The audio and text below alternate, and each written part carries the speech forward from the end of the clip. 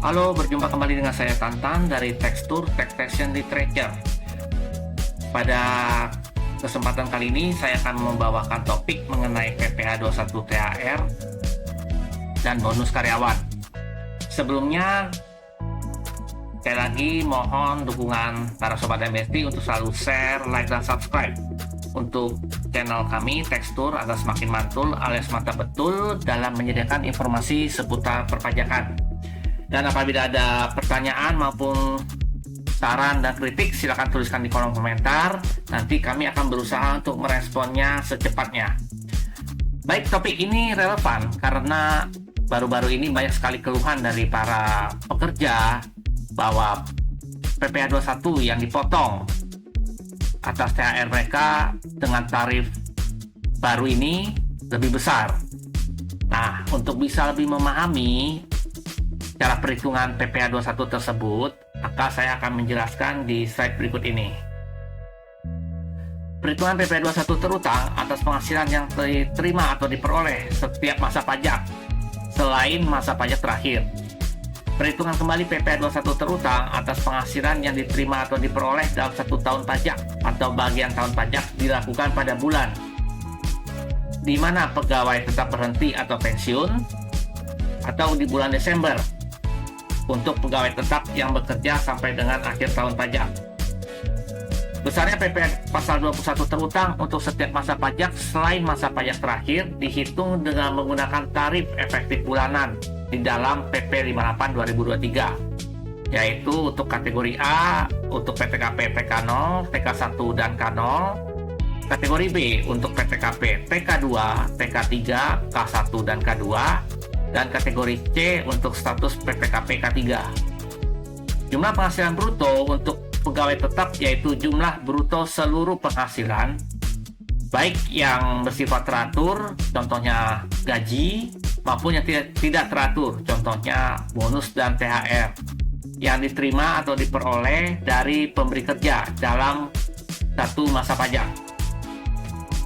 Besarnya PPh 21 terutang pada masa pajak terakhir dihitung berdasarkan jumlah PPh 21 terutang dalam 1 tahun pajak atau bagian tahun pajak dikurangi dengan jumlah PPh 21 yang telah dipotong pada setiap masa pajak selain masa pajak terakhir. Jumlah PPh 21 terutang dalam 1 tahun pajak atau bagian tahun pajak dihitung dengan menggunakan tarif pasal 17 ayat 1 huruf A Undang-Undang PPh dikalikan penghasilan kena pajak. Jumlah penghasilan kena pajak dibulatkan dalam ribuan rupiah penuh. Jumlah penghasilan kena pajak dihitung berdasarkan jumlah penghasilan neto dalam 1 tahun pajak atau bagian tahun pajak dikurangi dengan penghasilan tidak kena pajak. Jumlah penghasilan neto dihitung dengan mengurangkan jumlah bruto seluruh penghasilan teratur dan tidak teratur yang diterima atau diperoleh dari pemberi kerja dengan biaya jabatan, iuran terkait program pensiun, dan hari tua, serta zakat atau sumbangan keagamaan yang bersifat wajib yang dibayarkan melalui pemberi kerja kepada Badan Amil Zakat, Lembaga Amil Zakat, dan lembaga keagamaan yang dibentuk atau disahkan pemerintah dalam tahun pajak yang bersangkutan. Dalam hal jumlah PPh 21 yang telah dipotong pada masa pajak selain masa pajak terakhir lebih besar daripada jumlah PPh 21 terutang dalam tahun pajak yang bersangkutan, kelebihan pemotongan wajib dikembalikan kepada pegawai tetap beserta bukti potong PPh 21 paling lambat akhir bulan berikutnya setelah masa pajak berakhir. Dalam hal ini tidak termasuk PPh 21 ditanggung pemerintah atau DTP. Ilustrasinya sebagai berikut. Seorang karyawan dengan gaji 10 juta rupiah per bulan. Lalu dia juga mendapatkan tunjangan sebesar 20 juta rupiah per bulan. Lalu ada bonus THR, kemudian ada lembur, kemudian ada JKK dan JKM dari BPJS Tenaga Kerja. Nah, langkah awal kita totalkan seluruhnya untuk mendapatkan penghasilan bruto, yaitu gaji, tunjangan, bonus THR, lembur, beserta JKK dan JKM-nya untuk bisa mendapatkan jumlah penghasilan bruto. Nah, untuk tunjangan di sini yang perlu diperhatikan apabila Sobat dan Besti sebagai pemberi kerja atau mempekerjakan pegawai di kantornya, maka untuk tunjangan ini harap diperhatikan juga ketentuan yang mengatur mengenai natura dan atau kenikmatan yang menjadi objek pajak bagi pegawainya berdasarkan aturannya di PMK nomor 66 tahun 2023. Kemudian kita totalkan selama 1 tahun untuk penghasilan brutonya. Jadi kita dapatkan gaji selama setahun sebesar 120 juta rupiah, tunjangan sebesar 240 juta rupiah, bonus atau THR sebesar 80 juta rupiah, lembur sebesar 10 juta rupiah, komponen JKK dan JKM sebesar 960.000 rupiah. Sehingga total penghasilan bruto karyawan tersebut selama 1 tahun kita dapatkan angka sebesar 450.960.000 rupiah. Keterangannya, JKK dan JKM masing-masing ditetapkan sebesar 0,5% dan 0,3% dari gaji. Iuran pensiun yang dibayarkan pemberi kerja sebesar Rp200.000 per bulan. Sedangkan iuran pensiun yang dibayarkan karyawan adalah Rp100.000 per bulan. Karyawan tersebut juga membayar zakat melalui pemberi kerja sebesar Rp200.000 per bulan kepada Badan Amil Zakat yang telah disahkan pemerintah. Status karyawan adalah K0. Karena status karyawan adalah K0, maka tarif yang kita gunakan adalah tarif yang tercantum di tabel A. Jadi kita kalikan tarif tersebut sesuai dengan penghasilan brutonya selama 11 bulan.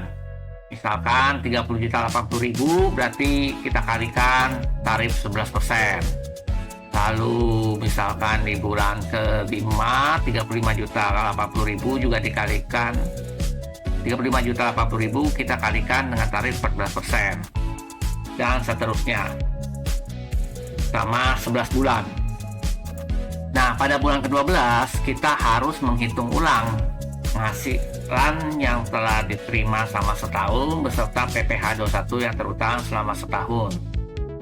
Caranya tetap menggunakan aturan di Per 16 PJ tahun 2016. Jadi penghasilan bruto 1 tahun kita dapatkan Rp450.960.000. Kita kurangkan dengan biaya jabatan selama 1 tahun sebesar 6 juta karena maksimal biaya jabatan tersebut adalah 6 juta rupiah dalam 1 tahun.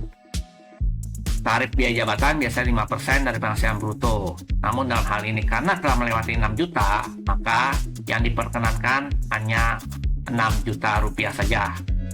Kemudian kita kurangkan iuran pensiun yang dibayarkan karyawan selama 1 tahun sebesar 1,2 juta rupiah.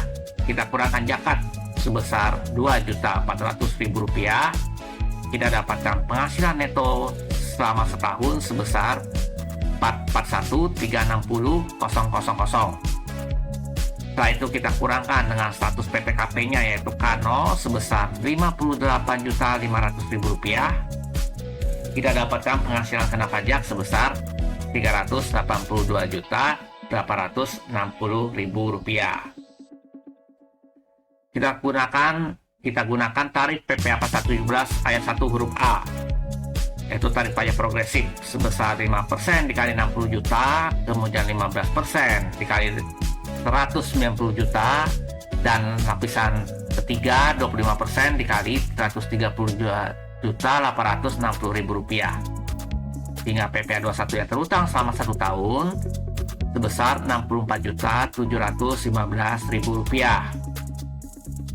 PPh 21 yang telah dipotong selama 11 bulan sebesar Rp50.120.000. Kita dapatkan PPh 21 terutang bulan Desember sebesar Rp14.595.000. Memberi kerja harus memotong PPh 21 Desember dan harus memberikan bukti pemotongan PPh 21 paling lambat akhir bulan berikutnya setelah masa pajak terakhir, atau dalam hal ini akhir bulan Januari tahun berikutnya. Jadi di sini kita bisa lihat dari ilustrasi ini bahwa pada saat bulan di mana pegawai tersebut menerima THR atau bonus, maka jelas PPh 21 yang harus dibayarkan dan dipotong dari gaji mereka lebih besar. Karena semakin besarnya penghasilan, maka dengan sendirinya PPh 21 yang dipotong juga akan semakin besar. Namun, pada saat di perhitungan PPh 21 yang terutang di bulan Desember, maka harus dihitung ulang PPh 21 terutang sama setahun, setelah itu dikurangan dengan jumlah PPh 21 yang telah dipotong selama 11 bulan sebelumnya. Sehingga jumlah PPh 21 di bulan Desember yang dipotong akan menjadi lebih kecil. Begitu penjelasan singkat saya mengenai cara perhitungan PPh 21 untuk THR dan bonus. Mudah-mudahan Sobat dan Besti dengan penjelasan video ini sudah bisa memahami bahwa bagaimana cara perhitungan PPh 21 atas bonus dan THR yang diterima oleh para Sobat dan Besti. Baik, apabila ada komentar ataupun pertanyaan mengenai video ini maupun video-video sebelumnya, silakan jangan ragu-ragu dan sungkan tuliskan di kolom komentar.